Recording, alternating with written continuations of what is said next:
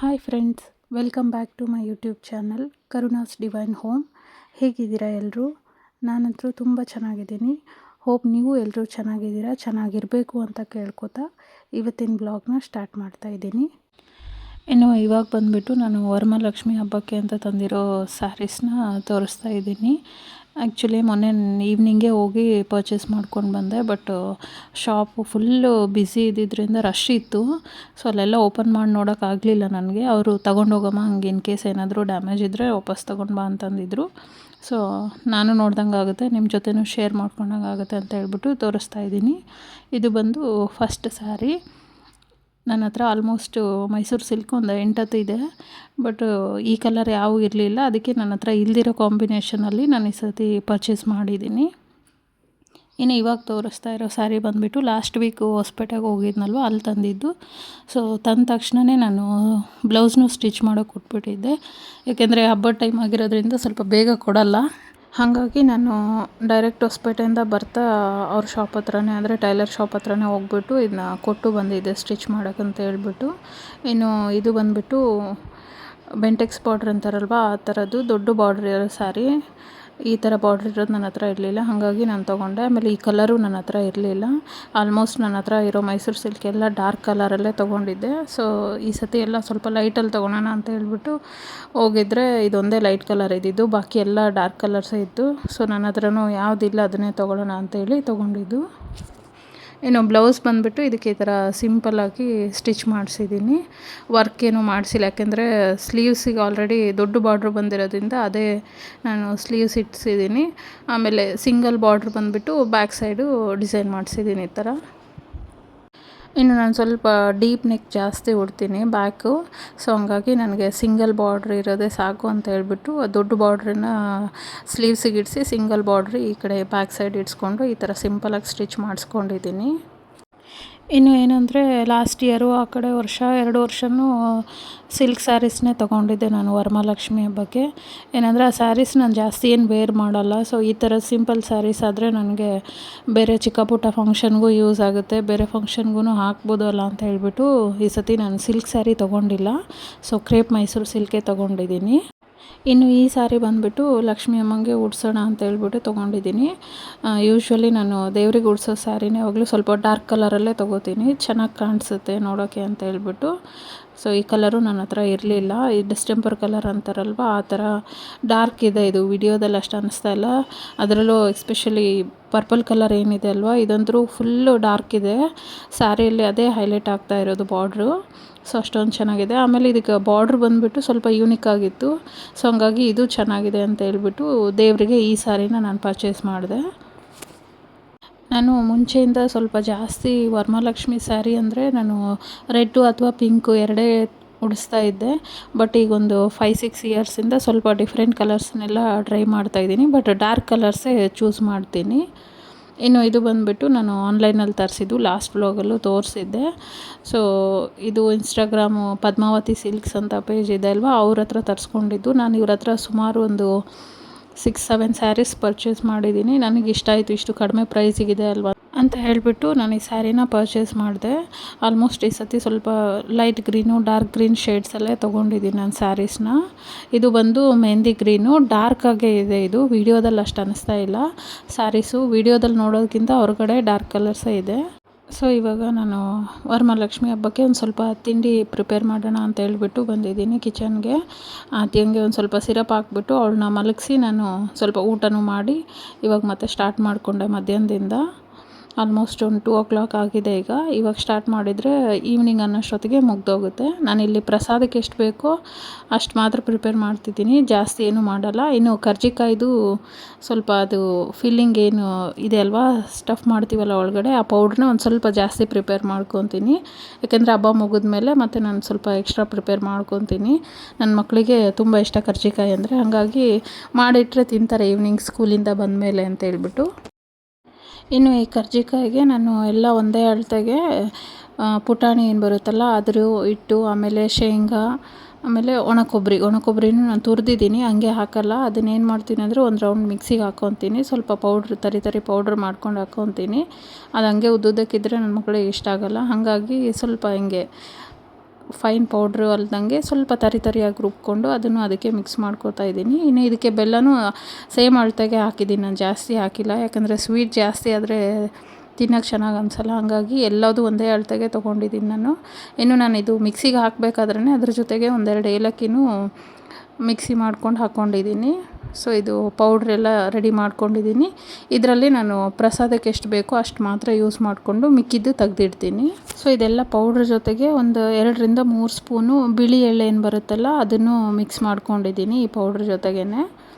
ಇವಾಗ ಬಂದುಬಿಟ್ಟು ನಾನಿಲ್ಲಿ ಕಣಕ ಏನು ರೆಡಿ ಮಾಡಿ ಇಟ್ಕೊಂಡಿದ್ನಲ್ಲ ಆವಾಗಲೇ ಈ ಚಿಕ್ಕದು ಬಟ್ಲು ಏನು ಇಟ್ಕೊಂಡಿದ್ನಲ್ಲ ಇದರ ಅಳತೆಗೇ ಕಟ್ ಮಾಡಿಬಿಟ್ಟು ಇಡ್ತೀನಿ. ಯಾಕಂದರೆ ಚಿಕ್ಕದಿದ್ದರೆ ನಮಗೆ ಪ್ರಸಾದ ತಟ್ಟೆ ಜೋಡಿಸ್ಬೇಕಾದ್ರೆ ಈಸಿ ಆಗುತ್ತೆ ಅಂತ ಹೇಳ್ಬಿಟ್ಟು ನಾನು ಚಿಕ್ಕದೇ ಪ್ರಿಪೇರ್ ಮಾಡ್ತಾಯಿದ್ದೀನಿ. ಇನ್ನು ಒಂದು ಪ್ರಿಪೇರ್ ಮಾಡಬೇಕಾದ್ರೆ 21 ಮಾಡಿರ್ತೀನಿ, ಬಟ್ ಒಂದೊಂದು ಸತಿ 11 ಇಡ್ತೀನಿ, ಒಂದೊಂದು ಸತಿ 21. ಅದು ಹೆಂಗೆ ಅನಿಸುತ್ತೋ ಪ್ಲೇಟ್ ಇಡಬೇಕಾದ್ರೆ ವರಮಹಾಲಕ್ಷ್ಮಿ ಡೆಕೋರೇಷನ್ಗೆ ಅವಾಗ ಎಷ್ಟು ಅನಿಸುತ್ತೋ ಅಷ್ಟನ್ನು ನಾನು ಇಟ್ಬಿಟ್ಟು ಪೂಜೆ ಮಾಡ್ತೀನಿ.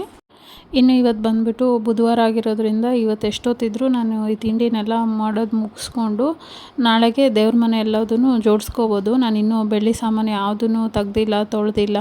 ಸೊ ಹಂಗಾಗಿ ಇವತ್ತು ಎಷ್ಟೊತ್ತಿದ್ರೂ ಇದನ್ನ ಮುಗಿಸ್ಕೊಂಡು ನಾಳೆಗೆ ದೇವ್ರ ಮನೆ ಎಲ್ಲ ಕ್ಲೀನ್ ಮಾಡಿಬಿಟ್ಟು ದೇವ್ರನ್ನ ಜೋಡಿಸ್ಕೊಂಡ್ಬಿಡ್ತೀನಿ. ನಾನು ಹಿಂದಿನ ದಿನ ಜೋಡಿಸ್ಕೊಂಡ್ರೆ ಶುಕ್ರವಾರ ದಿನ ಬ್ರಾಹ್ಮಿ ಮುಹೂರ್ತದಲ್ಲಿ ಪೂಜೆ ಮಾಡ್ಬೋದು. ಹಾಗಾಗಿ ನಾಳೆ ಫುಲ್ಲು ದೇವ್ರ ಮನೆಯದೇ ಆಗುತ್ತೆ. ಇನ್ನು ಪ್ರತಿ ವರ್ಷವೂ ಅಷ್ಟೇ 1 ದಿನ 2 ದಿನ ಮುಂಚೆಗೇ ನಾನು ಇವೆಲ್ಲ ತಿಂಡಿಗಳನ್ನ ಪ್ರಿಪೇರ್ ಮಾಡ್ಕೊತೀನಿ. ಹೋಪ್ ಎಲ್ಲರ ಮನೆಯಲ್ಲೂ ಇದೇ ಥರ ಅನಿಸುತ್ತೆ. ಯಾಕಂದರೆ ಹಬ್ಬದ ದಿನ ಹಿಂದಿನ ದಿನ ಫುಲ್ಲು ದೇವ್ರ ಮನೆ ಡೆಕೋರೇಷನ್ ಮಾಡೋದು ಅದು ಇದು ಏನಾದರೂ ಒಂದು ಕೆಲಸ ಇದ್ದೇ ಇರುತ್ತೆ. ಎಷ್ಟು ಕ್ವಿಕ್ಕಾಗಿ ಮಾಡಿದರೂ ಇಲ್ಲ ಎಷ್ಟು ಮುಂಚೆ ಪ್ರಿಪೇರ್ ಮಾಡಿದ್ರೂ ಟೈಮೇ ಸಾಕಾಗಲ್ಲ.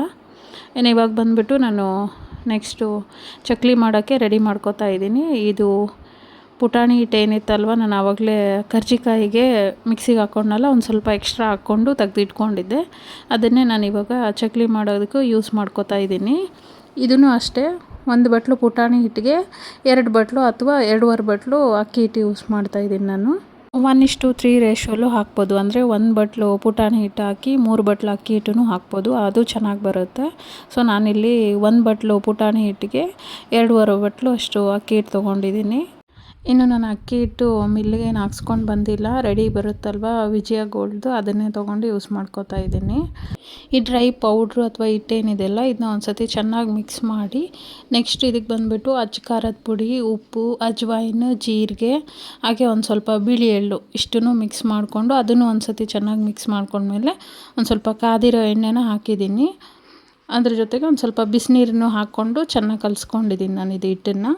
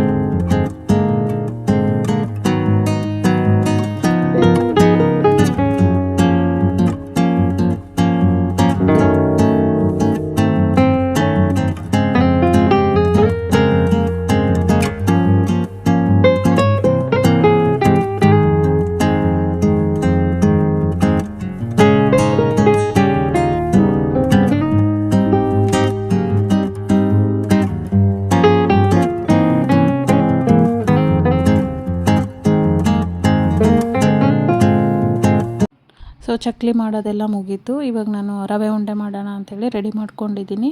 ಇನ್ನು ಇದಕ್ಕೆ ಬಂದುಬಿಟ್ಟು 1 ಬಟ್ಲಷ್ಟು ಒಣ ಕೊಬ್ಬರಿ ತುರಿ ತೊಗೊಂಡಿದ್ದೀನಿ ನಾನು. ಆಮೇಲೆ 1 ಬಟ್ಲು ಸಣ್ಣ ರವೆ ಬರುತ್ತಲ್ಲ ಅದು, ಆಮೇಲೆ 1/4 ಕಪ್ಪಷ್ಟು ಬಿಸಿ ಹಾಲು, ಅದಾದಮೇಲೆ ಸಕ್ಕರೆನ ಪೌಡ್ರ್ ಮಾಡ್ಕೊಂಡಿದ್ದೀನಿ ನಾನು. ಸಕ್ಕರೆ ಹಂಗೇನೂ ಹಾಕ್ಬೋದು, ಬಟ್ ನಾನು ಪೌಡ್ರ್ ಮಾಡಿ ಹಾಕ್ತೀನಿ. ಇನ್ನು ಇದಕ್ಕೆ ಒಂದು ಪ್ಯಾನು ಬಿಸಿಗೆ ಇಟ್ಬಿಟ್ಟು ಅದಕ್ಕೆ ಒಂದು ಸ್ವಲ್ಪ ತುಪ್ಪ ಹಾಕಿ ಗೋಡಂಬಿ, ದ್ರಾಕ್ಷಿ, ಬಾದಾಮಿ ನಮಗೆ ಯಾವ ಡ್ರೈ ಫ್ರೂಟ್ಸ್ ಬೇಕೋ ಅದನ್ನು ಹಾಕಿಬಿಟ್ಟು ಒಂದು ಸ್ವಲ್ಪ ಫ್ರೈ ಮಾಡ್ಕೊಂಡು ತೆಗೆದಿಟ್ಟು ನೆಕ್ಸ್ಟ್ ಇದೇ ಬಾಣಲೆಗೆ ನಾನು ರವೆನೂ ಹಾಕಿ ಒಂದು 2-3 ನಿಮಿಷ ಹುರ್ಕೋತೀನಿ ಚೆನ್ನಾಗಿ.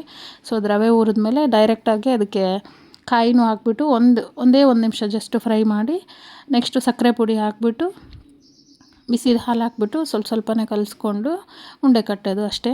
ಇದು ಏನಿಲ್ಲ ಅಂದರೂ ಒಂದು 15-20 ಮಿನಿಟ್ಸ್ ಒಳಗಡೆ ನಾವು ರವೆ ಉಂಡೆ ಪ್ರಿಪೇರ್ ಮಾಡಿಬಿಡ್ಬೋದು. ಇನ್ನು ಕೆಲವೊಬ್ಬರು ಈ ರವೆ ಉಂಡೆಗೆ ಹಸಿ ಕಾಯಿ ತುರಿ ಇರುತ್ತಲ್ಲ ಅದನ್ನು ಹಾಕ್ತಾರೆ, ಬಟ್ ನಾನೇನು ಹಾಕಲ್ಲ. ನಾನು ಒಣ ಕೊಬ್ಬರಿನೇ ಹಾಕ್ತೀನಿ. ಒಣ ಕೊಬ್ಬರಿ ಪೌಡ್ರ್ ಮಾಡ್ಕೊಂಡಿದ್ದೀನಿ ನಾನಿಲ್ಲಿ. ತುರಿದ್ಬಿಟ್ಟು ಹಂಗೇನೂ ಹಾಕೋಬೋದು, ಇಲ್ಲಾಂದರೆ ಒಂದು ಸ್ವಲ್ಪ ಪೌಡ್ರ್ ಮಾಡಿ ಮಿಕ್ಸ್ ಮಾಡಿದರೆ ಅದು ಚೆನ್ನಾಗಿರುತ್ತೆ. ಸೊ ನಾನಿಲ್ಲಿ ಸಣ್ಣದಾಗಿ ತುರ್ಕೊಂಡಿದ್ದೀನಿ, ಸೊ ಅದನ್ನೇ ಹಾಕ್ತಾಯಿದ್ದೀನಿ. ಹಸಿ ಕಾಯಿ ಹಾಕಿದ್ರೂ ಚೆನ್ನಾಗಿರುತ್ತೆ, ಬಟ್ ಏನಂದರೆ ಜಾಸ್ತಿ ದಿನ ಇಡೋಕ್ಕೆ ಬರೋಲ್ಲ, ಯಾಕೆಂದರೆ ಹಾಲು ಅಥವಾ ಹಸಿಕಾಯಿ ಹಾಕಿರ್ತೀವಲ್ಲ. ಸೊ ಒಂದು 4-5 ಡೇಸ್ ಒಳಗಡೆ ಖಾಲಿ ಮಾಡಿಬಿಡ್ತೀವಿ ನಾವು ಇದನ್ನು.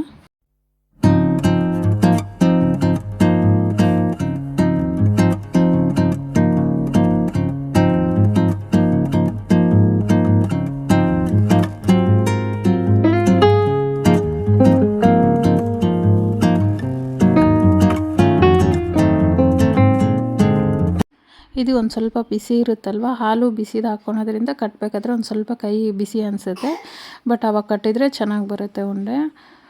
ಸೊ ಇದಾಗಿತ್ತು ಫ್ರೆಂಡ್ಸ್ ಇವತ್ತಿನ ನನ್ನ ವ್ಲಾಗ್. ಈ ವ್ಲಾಗ್ ಏನಾದರೂ ನಿಮ್ಗೆ ಇಷ್ಟ ಆಗಿದ್ದರೆ ಲೈಕ್ ಮಾಡಿ, ಶೇರ್ ಮಾಡಿ, ಹಾಗೆ ಯಾರಾದರೂ ಹೊಸ್ದಾಗಿ ನನ್ನ ಚಾನಲ್ನ ನೋಡಿದರೆ ಸಬ್ಸ್ಕ್ರೈಬ್ ಮಾಡ್ಕೊಳ್ಳಿ ಅಂತ ಕೇಳ್ಕೊತಾ, thank you so much for watching my vlog. See you in the next vlog.